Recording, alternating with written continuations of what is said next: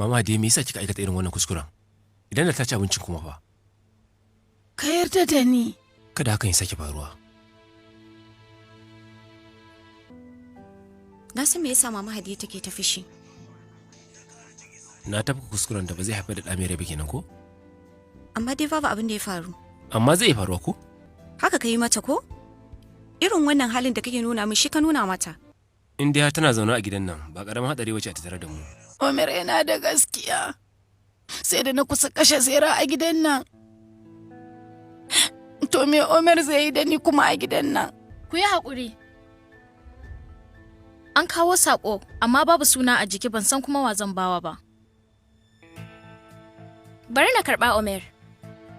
Ba ka sa rai da katin gayyata ne? Wataƙila shi ne. Haka ne.